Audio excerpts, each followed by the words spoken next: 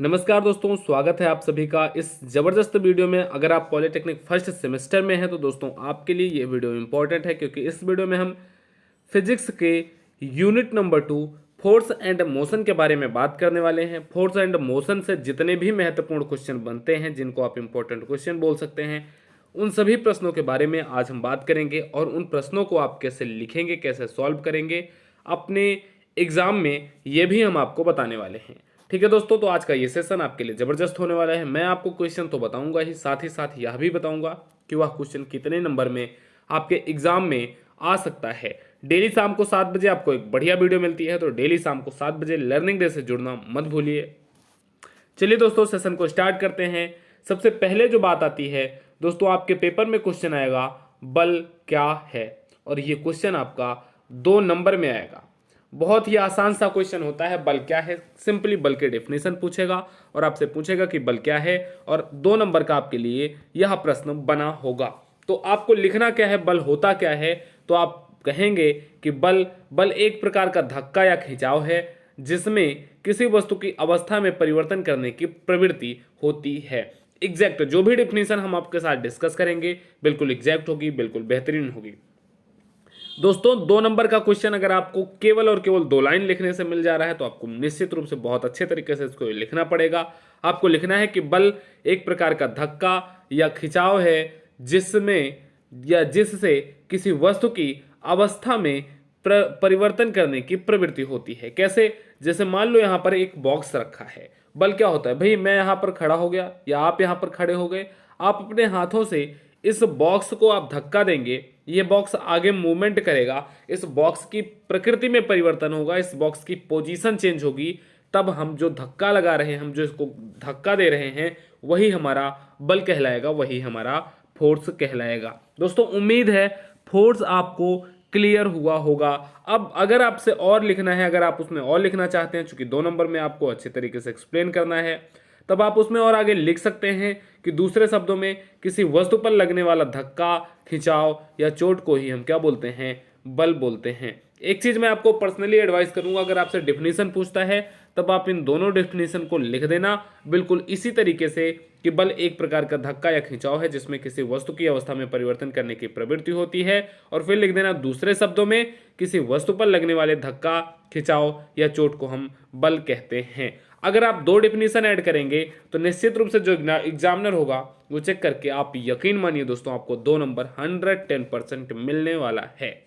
अब आगे अगर हम बढ़ते हैं तो आपको उसमें आप और ज़्यादा एक्सप्लेन कर सकते हैं, आप उसमें और ज़्यादा लिख सकते हैं कि बल का जो यसाई मात्रक होता है वो क्या होता है। तो आप कहोगे सर बल का यसाई मात्रक न्यूटन होता है, और अगर हम इसको एमकेएस पद्धति में चेक करें तो आप कहोगे किलोग्राम मीटर प्रति सेकंड स्क्वायर आपका होता है। आपके लिए एक होमवर्क का क्वेश्चन है, मैंने बहुत सारे ऐसे क्वेश्चन करवा रखे हैं, इसकी आपको बतानी है, बीमा बतानी है। बल की बीमा आपको कमेंट सेक्शन में लिखना है या फिर आपको अपनी नोटबुक में लिखना है। ठीक है, मेरा आपसे होमवर्क का क्वेश्चन यही है कि बल की बीमा क्या होती है, आप ये लिख करके हमें बताएंगे। दूसरी चीज आपको इसमें लिखनी है कि बल एक प्रकार की सदिश राशि है, इसमें परिमाण और दिशा दोनों होती हैं। अच्छा, आपके सिलेबस में सदिश और अदिश और एक तीसरी राशि प्रदिश का भी कॉन्सेप्ट दिया गया है। हालांकि प्रदिश से क्वेश्चन बनता नहीं है, इसलिए हम केवल उतनी ही चीज़ों को पढ़ेंगे जितनी चीज़ें आपके लिए महत्वपूर्ण हैं। तो आज के इस सेशन में ही हम सदिश और अदिश के बारे में भी पढ़ने वाले हैं। ये सदिश राशियां को रिप्रेजेंट कैसे करते हैं, सदिश राशियां कितने प्रकार की होती हैं, सदिश राशियों को ऐड, घटाओ, मल्टीपल कैसे करते हैं, इन सारी चीज़ों के बारे में आज के ही सेशन में हम बात करने वाले हैं। प्रदिश राशियों के बारे में हम अभी थोड़ा सा ध्यान नहीं देंगे, क्योंकि प्रदिश राशियां अभी तक एग्जाम में कभी पूछी नहीं गई हैं, जहां तक मेरी जानकारी है। ठीक है, तो बल आपका क्या होता है, तो आप कहोगे सर बल एक प्रकार की सदिश राशि होती है, क्योंकि बल में परिमाण और दिशा दोनों होती है। अब बल में परिमाण और दिशा कैसे होती है, इसको थोड़ी देर आप समझने का प्रयास करना। यहाँ पर एक बॉक्स रखा है, यहाँ पर आप हो और आप इस बॉक्स को धक्का दे रहे। आप जब धक्का दोगे तो एक परिमाण होगा, बल का परिमाण होगा, और डायरेक्शन आप आगे की तरफ अगर धक्का दे रहे तो आप जिस तरफ में तीर जा रहा है उस तरफ में होगा, और अगर आप इसको खींच रहे हैं तो जो नीचे की तरफ तीर आपको दिख रहा है रेड कलर से, इस तरफ आप खींचेंगे। डायरेक्शन तो हम बता ही रहे हैं, और जो क्वांटिटी जिससे हम धक्का दे रहे हैं या जिससे हम खींच रहे हैं वो आपका परिमाण हो गया, और तीर का निशान जो है वो दिशा को रिप्रेजेंट कर दे रहा। तो बल में परिमाण और दिशा दोनों होती है, इसीलिए दोस्तों हम बल को क्या कहते हैं कि बल एक प्रकार की सदिश राशि है। अब एक चीज और आपसे पूछता है कि बल के कारण ही किसी वस्तु में गति आती है। ये क्वेश्चन आपसे 1 नंबर में बनेगा, ऑब्जेक्टिव क्वेश्चन बनता है, ऑब्जेक्टिव ओबीजे, ठीक है। ऑब्जेक्टिव क्वेश्चन बनेगा, पूछ लेगा डॉट डॉट के कारण ही किसी वस्तु में गति आती है। नीचे ऑप्शन ए दे देगा आपको त्वरण में, ऑप्शन बी दे देगा आपको द्रव्यमान में, ऑप्शन सी दे देगा आपको कुछ भी, मान लीजिए संवेग दे दिया, या ऑप्शन डी आपको वेग दे दिया, ठीक है। ऐसे ही कोई भी आपको चार ऑप्शन दे सकता है। ये क्वेश्चन ध्यान देना, अगर ऐसा क्वेश्चन आएगा तो ऑब्जेक्टिव में आएगा, 1 नंबर का ये क्वेश्चन आता है। लगभग 5 ऑब्जेक्टिव आपके एग्जाम में आते हैं। फिजिक्स हो, केमिस्ट्री हो, या फिर मैथ में भी बहुत बार देखा गया है कि ऑब्जेक्टिव आ जाता है। इनमें आपके 5 ऑब्जेक्टिव आते हैं, 1-1 नंबर के क्वेश्चन आते हैं। वो भी आपको करने होते हैं, और वो तभी आप कर सकते हैं जब आप वन लाइनर आपको पता हो। तो जैसे मैं आपको यहाँ पर एक वन लाइनर बता रहा हूँ कि बल के कारण ही किसी वस्तु में गति आती है, यहाँ से आपको ऑब्जेक्टिव क्वेश्चन बनेगा। ध्यान देना दोस्तों, बल की परिभाषा 2 नंबर में, और यहाँ से एक ऑब्जेक्टिव। हमने 3 नंबर के टॉपिक को डिस्कस अभी तक किया है, और उम्मीद है आपको ये 3 नंबर बिल्कुल बहुत अच्छे तरीके से समझ में आया होगा। अब जो बल वाला टॉपिक हम डिस्कस कर रहे हैं उसमें एक चीज आप और लिख सकते हैं कि बल is equal to F is equal to M into A. आप इसको फार्मूला ऐसे करके लिख सकते हैं, जहां पर आपको नीचे लिख देना है F is equal to force, M is equal to mass and A is equal to acceleration. बल का एफ का मतलब बल, एम का मतलब द्रव्यमान और ए का मतलब त्वरण। आप ये अगर फार्मूला लिख देते हैं दोस्तों कि बल बराबर द्रव्यमान गुणे त्वरण, तब यहाँ से भी आपको निश्चित रूप से फायदा मिलेगा। एग्जामिनर आपकी कॉपी को बहुत अच्छे तरीके से चेक करेगा, और हमारा मेन फोकस यही होता है एग्जाम में कि कितने अच्छे तरीके से हम चीज़ों को रिप्रेजेंट करें, ताकि एग्जामिनर को केवल एक ही बार में एक ही पॉइंट ऑफ व्यू में वो सारी की सारी चीज़ें समझ में आ जाएं। ठीक है, यही चीज़ आपको इस PDF फाइल में मिल जाएगी। न्यूटन का ये द्वितीय नियम होता है, न्यूटन से सेकंड लॉ होता है, F equal to M into A, F force, M mass of an object and A जो होता है आपका एक्सेलरेशन होता है। अब दोस्तों इसके बाद हम जो बात करने वाले हैं, हम बात करने वाले हैं सदिश और अदिश राशियों के बीच में। सदिश और अदिश राशियां क्या होती हैं, मैं इसके बारे में अब आपसे डिस्कस करने वाला हूं। उसके पहले मैं आपको एक चीज़ बता देता हूं, सदिश और अदिश इंपॉर्टेंट टॉपिक है, यहाँ से कहीं से भी इसमें से क्वेश्चन पूछ सकता है। जैसे सदिश और अदिश का जोड़, घटाव, गुणा आपसे कुछ भी पूछ सकता है। कोई भी एक क्वांटिटी ऑब्जेक्टिव टाइप में दे सकता है और पूछ लेगा कि क्या यह राशि सदिश राशि है या अदिश राशि है। तो यहाँ से आपके मैक्सिमम क्वेश्चन बनने के चांसेस होते हैं। जो सदिश और अदिश राशियों के प्रोडक्ट के जो नियम होते हैं, जैसे त्रिभुज का नियम, चतुर्भुज का नियम, समांतर चतुर्भुज का नियम, बहुभुज का नियम, अगर ये ऐसे क्वेश्चन आएंगे तो लगभग 4 नंबर में आएंगे। अगर ऐसे क्वेश्चन आ जाते हैं तो 4 नंबर में ऐसे क्वेश्चन आते हैं, और बहुत बार देखा गया है दोस्तों कि यहाँ से बहुत अच्छे अच्छे क्वेश्चन बनते हैं सदिश और अदिश वाले टॉपिक से। तो चलिए अब हम स्टार्ट करते हैं सदिश और अदिश का टॉपिक। बिल्कुल सिंपल वे में आप समझना प्रारंभ करना। सबसे पहले हम देखते हैं सदिश को। सदिश क्या होता है, तो आप कहोगे सर सदिश वे राशियां होती हैं या वे भौतिक राशियां होती हैं जिन भौतिक राशियों में मात्रा बोले तो परिमाण तथा दिशा दोनों निहित होती है, उन्हें हम सदिश राशि कहते हैं।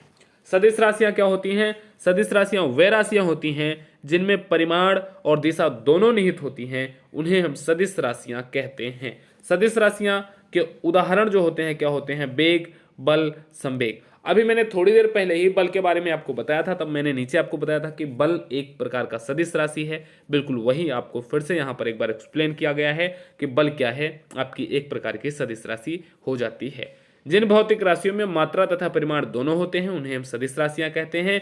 बिल्कुल इसके अपोजिट डायरेक्शन में मैं आपको इसको पर्पल कलर से दिखाता हूं, क्या होता है अदिश राशियां। एक होती हैं सदिश, दूसरी हो गई आपकी अदिश। जिन भौतिक राशियों में या जिन राशियों में केवल और केवल परिमाण होता है, जिनमें दिशा नहीं होती है, उन्हें हम अदिश राशियां कहते हैं। जैसे चाल, दूरी, द्रव्यमान, आयतन, ताप, समय। ठीक है, ये आपकी राशियां कैसी हो जाती हैं, अदिश राशियां हो जाती हैं। अब यहां पर एक बार सिंपल वे में समझना, इधर मैंने लिख दिया सदिश और इधर मैंने लिख दिया आपके लिए क्या, अदिश। अब आप ध्यान देना दोस्तों, सदिश राशियों में क्या क्या होगा, सदिश राशियों में परिमाण होगा और आपका क्या होगा, दिशा होगी। ठीक है, सा का मतलब होता है साथ, दिश का मतलब दिशा के, जो दिशा के साथ हो वही हमारा क्या हो जाता है, सदिश हो जाता है। आ का मतलब होता है नहीं, दिश का मतलब दिशा, जिसमें दिशा ना हो या जो दिशा के साथ ना हो उसी को हम क्या बोलते हैं, अदिश बोलते हैं। इसमें दिशा नहीं होती है, अच्छा अब वो वाली दिशा मत समझ लेना, ठीक है, इसमें परिमाण होता है। सदिश राशियां वे राशियां होती हैं जिनमें परिमाण और दिशा दोनों होती है। अदिश राशियां वे राशियां होती हैं जिनमें परिमाण तो होता है किंतु दिशा नहीं होती है। और सभी के एग्जाम्पल आपको याद करने पड़ेंगे। ये एग्जाम्पल को याद करवाने का कोई शॉर्ट ट्रिक नहीं है, एग्जाम्पल आपको समझना पड़ेगा, एग्जाम्पल आपको याद करना पड़ेगा। जिस भी भौतिक राशि के बारे में आप पढ़ना, आज के बाद आपको यह ध्यान देना है कि आप निश्चित रूप से उन राशियों को चेक करना कि वो राशि सदिश राशि है या फिर अदिश राशि है, क्योंकि इसका बहुत ज़्यादा आपको बेनिफिट आगे मिलने वाला है। चलिए, जैसे मैं आपसे क्वेश्चन पूछता हूँ, संवेग कैसी राशि है, संवेग कैसी राशि है आप बताएंगे। दूसरी चीज मैं आपसे पूछता हूँ कि द्रव्यमान कैसी राशि है, आप बताएंगे। ठीक है, तीसरी चीज मैं आपसे बल के बारे में पूछता हूँ कि बल कैसी राशि है, आप बताएंगे। चौथी चीज मैं आपसे चाल के बारे में पूछता हूँ कि चाल कैसी राशि है, बताइए। और फिर मैं आपसे पूछता हूँ कि वेग कैसी राशि है, आप बताइए। ठीक है, और मैं आपसे पूछ लेता हूँ विस्थापन, विस्थापन कैसी राशि है, आप बताइए। मैंने आपके सामने 6 क्वेश्चन लिखे, अब इन 6 को आपको बताना है कि भैया कौन सी सदिशी है, कौन सी अदिश राशि है। तो आप बताओगे कैसे, समझो दोस्तों, आपको ये पता होना चाहिए ना, ये आपको तभी आएगा जब आप ज़्यादा से ज़्यादा प्रैक्टिस करके रखेंगे। और प्रैक्टिस मैं नहीं करवा सकता, प्रैक्टिस आपको खुद करना पड़ेगा दोस्तों। आपके अंदर से फीलिंग आएगी कि हाँ भाई मेरे को पढ़ना है, मुझे पढ़ना है यार, सदिश और अदिश मुझे अच्छे से समझना है, तभी आप कर सकते हैं। जैसे अगर हम संवेग की बात करें तो संवेग में परिमाण और दिशा दोनों होती है, तो ये क्या होती है, आपकी एक सदिश राशि होती है। द्रव्यमान क्या है, द्रव्यमान में केवल और केवल परिमाण होता है, दिशा नहीं होती। जैसे 5 किलो चीनी मैंने लिया, तो क्या मैं कहता हूं कि 5 किलो उत्तर दिशा वाली चीनी, या मैं कभी बोलता हूं कि 5 किलो दक्षिण दिशा वाली चीनी, नहीं बोला जाता ना। ये बोला जाता है कि भाई केवल 5 किलो चीनी दे दो, केवल हम परिमाण बोलते हैं कि 5 किलो चीनी दे दो, है ना। अब इसको और अच्छे से मैं एक्सप्लेन करूंगा, अभी रुको, तसल्ली से रुको। अब बल क्या है, बल एक प्रकार की सदिश राशि है। अब द्रव्यमान को उठा लो और बल को उठा लो, इन दोनों से समझने का प्रयास करना। जैसे मैं चीनी लेने गया, मैं क्या कहूंगा, भैया मुझे 5 किलो चीनी दे दो। ये मैं नहीं बोलता ना कि भैया 5 किलो उत्तर दिशा वाली या दाएं हाथ वाली या बाएं हाथ वाली चीनी दे दो। जबकि बल को हम क्या करेंगे, कोई भी बॉक्स रखा है तो हम क्या कहते हैं कि इस बॉक्स पर बल लगाओ, इस बॉक्स को अंदर की तरफ धक्का दे दो, या इस बॉक्स को दाईं तरफ धक्का दे दो, इस बॉक्स को बाईं तरफ धक्का दे दो, इस बॉक्स को उत्तर दिशा में धक्का दे दो, ऐसे ही तो बोलते हैं, है ना। तो बल के साथ हम क्या करते हैं, बल के साथ हमेशा हम डायरेक्शन को लिखते हैं, और द्रव्यमान के साथ डायरेक्शन नहीं होता, इसलिए द्रव्यमान आपकी अदिश राशि होती है, बल आपकी एक सदिश राशि बन जाती है। चाल, चाल और वेग ये दोनों की दोनों आपका एक ही, इनका बीमीय सूत्र, इनका आपका मात्रक दोनों सेम होता है, लेकिन चाल जो होती है आपकी अदिश राशि होती है, और वेग जो होता है आपका वो एक प्रकार की सदिश राशि हो जाती है। विस्थापन भी आपकी एक प्रकार की आपकी सदिश राशि होती है। अगर आपसे दूरी की बात करें तो दूरी आपकी एक अदिश राशि होती है। क्लियर। अब दोस्तों मुझे उम्मीद है कि सदिश और अदिश का ऐसा कोई भी कॉन्सेप्ट नहीं होगा जो आपको समझ ना आया हो इतने एक्सप्लेनेशन के बाद। अब आपको करना क्या है, आपका होमवर्क क्या है कि आप कम से कम, आपके लिए होमवर्क नंबर 2 में दे रहा है, इसके पहले मैंने आपको होमवर्क दिया है। अब दूसरा होमवर्क मैं आपको ये दे रहा हूँ कि कम से कम आपको 15 राशियाँ सदिश, 15 सदिश राशियाँ और 15 अदिश राशियाँ अपनी नोटबुक में लिखना है, अपनी कॉपी में लिखना है। ठीक है, ये आपके लिए क्या है, आप कहोगे सर ये हमारे लिए एक बहुत अच्छा सा होमवर्क आपने दिया है। चलिए दोस्तों, अब क्लास में हम आगे बढ़ते हैं, टॉपिक में आगे बढ़ते हैं। अच्छा, एक चीज़ और मैं आपके साथ डिस्कस करना चाहता हूँ। डेली शाम को 7 बजे आपको एक बहुत बढ़िया वीडियो मिलता है लर्निंग डे पर, पॉलिटेक्निक फर्स्ट सेमेस्टर से रिलेटेड, और आपको बहुत जल्द आपके यहाँ स्टार्ट होने वाला है पॉलिटेक्निक एंट्रेंस एग्जाम की भी क्लासें। टेलीग्राम में जुड़ जाओ, नीचे डिस्क्रिप्शन में लिंक है जहां पर आपको पीडीएफ नोट्स से सारी की सारी चीज़ें प्रोवाइड कराई जाएंगी। मेरे साथ भी आप जुड़ सकते हो, इंस्टाग्राम, टेलीग्राम, सारी की सारी लिंक आपको नीचे मिल जाएगी। चलिए आगे बढ़ते हैं टॉपिक में। अब देख लेते हैं एक बार फिर से, यहाँ पर आपको अदिश राशि की परिभाषा मिल जाएगी। मैंने आपको इसको बहुत अच्छे तरीके से एक्सप्लेन कर दिया है। समय, कार्य, ऊर्जा, शक्ति, ये सभी कैसी राशियां हैं? ये सभी अदिश राशियां हैं। ताप, आयतन, ये सभी कैसी राशियां हैं? ये सभी भी अदिश राशियां ही हैं। ताप, आयतन, चाल, समय, कार्य, ऊर्जा, शक्ति, ये सभी की सभी कैसी राशियां हैं? आप कहोगे सर ये सभी की सभी अदिश राशियां हैं। चलिए, जस्ट मैंने आपको बताया है, आप फिर से कमेंट सेक्शन में बताएंगे कि कार्य कैसी राशि है, कार्य एक सदिश राशि है या अदिश राशि है। फटाफट सभी के सभी बच्चों के इसके कमेंट आने चाहिए कमेंट सेक्शन में कि कार्य जो होता है आपको सदिश राशि है या अदिश राशि है। इसके साथ ही साथ आप बताओ आयतन कैसी राशि है, सदिश राशि है या अदिश राशि है। आप सभी को क्या करना है, कमेंट सेक्शन में कमेंट करके बताना है। अब दोस्तों आपका जो अगला टॉपिक आता है कि आप रिप्रेजेंट कैसे करेंगे सदिश राशियों को। सदिश राशि तो हमने समझ लिया, सदिश राशियों को हम रिप्रेजेंट कैसे करेंगे, हम सदिश राशियों को दर्शाएंगे कैसे, ठीक है। तो उसके लिए आपको ध्यान देना है। अब यहाँ से स्टार्ट होता है आपका न्यूमेरिकल का पार्ट। एक चीज और देख लेना, न्यूमेरिकल अगर आपके पेपर में आएगा तो वो न्यूमेरिकल 3 नंबर या फिर 4 नंबर में आ सकता है। यहीं से अब हम स्टार्ट करते हैं इंट्रोडक्शन ऑफ वेक्टर के न्यूमेरिकल जो होते हैं, वेक्टर क्वांटिटीज के जो न्यूमेरिकल आएंगे कुछ यहीं से आपके आने स्टार्ट हो जाते हैं। सबसे पहले हम रिप्रेजेंट कैसे करते हैं सदिश राशियों को। तो आपको लिखना है कि सदिश राशियों को एक तीर की सहायता से हम दर्शाते हैं। सदिश राशियों को हम एक तीर की दिशा से दर्शाते हैं। इस तीर को जैसे जो यहाँ पर हमने ए से लेकर के बी तक खींचा है, ये हमारा क्या है, ये हमारी एक सदिश राशि है। सदिश राशि जैसे यहाँ पर हमने ए लिखा, ए के ऊपर अगर मैंने ये वेक्टर लगा दिया, इसको हम वेक्टर बोलते हैं। वेक्टर क्यों बोलते हैं? क्योंकि सदिश राशि का जो सदिश होता है, सदिश का जो इंग्लिश होता है वो वेक्टर होता है। तो हम हिंदी में पढ़ रहे हो या इंग्लिश में पढ़ रहे हो, हम वेक्टर ही इसको बोलते हैं।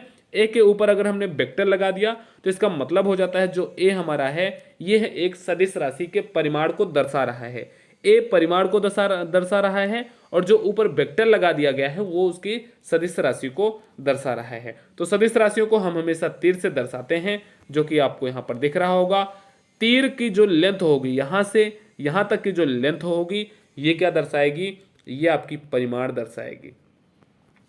तीर की जो लेंथ होगी, तीर की जो लंबाई होगी वो क्या दर्शाएगी, वो परिमाण दर्शाएगी। और तीर की जो दिशा होगी, जैसे इसमें देखिए ऊपर की तरफ बना हुआ है, तो ये जो तीर का आपका एरो हेड है, हेड जो है वो जो तीर का सिरा है वो दिशा को दर्शाएगा। क्लियर दोस्तों? किसी भी तीर में 2 पार्ट होते हैं, एक तीर का पूरा बॉडी और दूसरा तीर का हेड। तो तीर का जो ये बॉडी होगी ये परिमाण को दर्शाएगा और जो ये आपका हेड होगा ये आपको किसको दर्शाएगा, दिशा को दर्शाएगा। जैसे अगर मुझे लिखना है 5 वेक्टर, तो 5 के ऊपर अगर मैं वेक्टर लगा दिया तो मतलब 5 एक सदिश राशि बन जाएगी। ठीक है, मैं एज एग्जाम्पल मान रहा। बी के ऊपर मैंने वेक्टर लगा दिया तो बी एक क्या बन गई, सदिश राशि बन गई। जहां पर बी क्वांटिटी को दर्शाएगा, बी परिमाण को दर्शाएगा और जो ए आपको ऊपर तीर के निशान दिख रहा है, जो ऊपर आपका वेक्टर दिख रहा है, ये दिखाएगा कि वह एक सदिश राशि है और इसका दिशा को रिप्रेजेंट करेगा। क्लियर? अब यहाँ पर लिखा क्या है, सदिशों को एक तिर्यक रेखा द्वारा हम दर्शाते हैं। इस रेखा की लंबाई उस सदिश के परिमाण के समानुपाती होती है तथा तीर की दिशा इस सदिश की दिशा होती है। यह बहुत इंपॉर्टेंट टॉपिक है। हैशटैग बना लो दोस्तों इस टॉपिक को, इस पॉइंट को, क्योंकि इंपॉर्टेंट है। यहाँ से भी क्वेश्चन आपसे पूछता है एक लाइन में कि किसी भी सदिश कि जो तीर युक्त रेखा होती है वो क्या दर्शाती है। ऑप्शन आपको दे देगा, दिशा दर्शाएगी, परिमाण दर्शाएगी, लंबाई दर्शाएगी। तो आपको क्या लगाना है, परिमाण लगाना है। जो सदिश का तीर होता है, तीर की जो लंबाई होती है वो उस सदिश के परिमाण को दर्शाती है और जो तीर की दिशा होती है वह सदिश की दिशा को दर्शाती है। किसी भी सदिश को हम एरो से दर्शाते हैं, तीर से कुछ इस प्रकार से दर्शाते हैं। अगर मुझे बी वेक्टर लिखना है, बी को सदिश राशि के रूप में लिखना है तो मैं कुछ इस प्रकार से लिखूंगा जैसा कि मैंने आपको लिखा है, बी के ऊपर वेक्टर।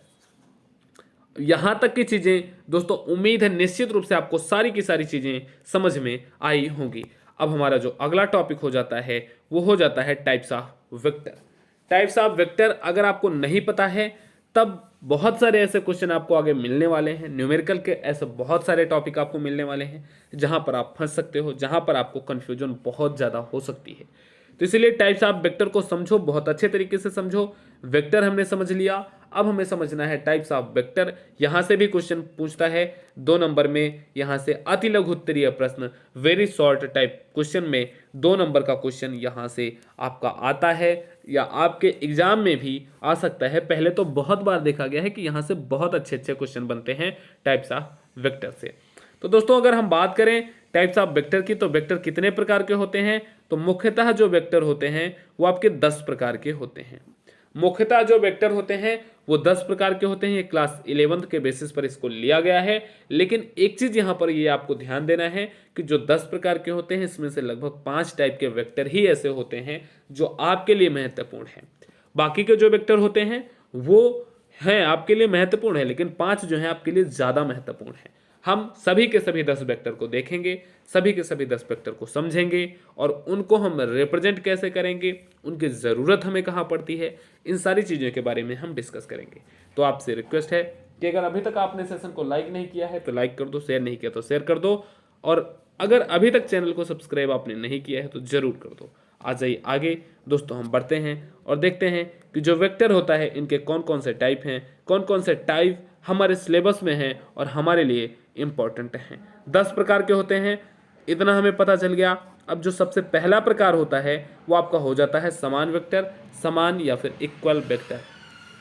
जो सबसे पहला टॉपिक होगा, जो सबसे पहला टॉपिक होता है दोस्तों वो हमारा होता है समान वेक्टर, जिसको हम इक्वल वेक्टर के नाम से भी जानते हैं। इक्वल वेक्टर या फिर समान वेक्टर, इसकी डिफिनेशन क्या होगी?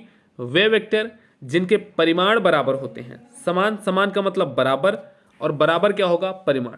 वे वेक्टर जिनके परिमाण बराबर होते हैं तथा दिशाएं भी एक समान होती हैं। समान का मतलब यही हो गया ना कि दो बराबर हों।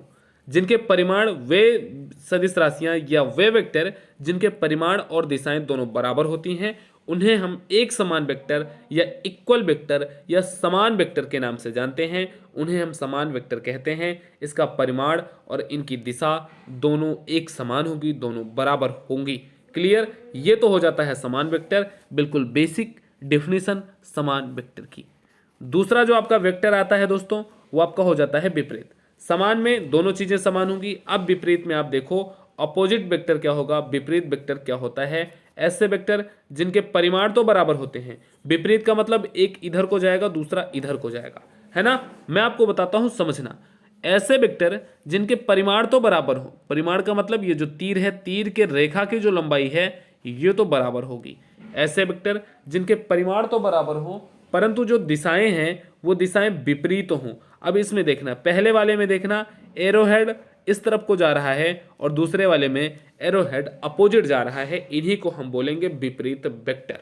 विपरीत वेक्टर में परिमाण समान होता है लेकिन इनकी जो दिशाएं होती हैं वो दिशाएं विपरीत होती हैं, एक दूसरे के अपोजिट होती हैं। इन्हीं को हम बोलते हैं विपरीत वेक्टर।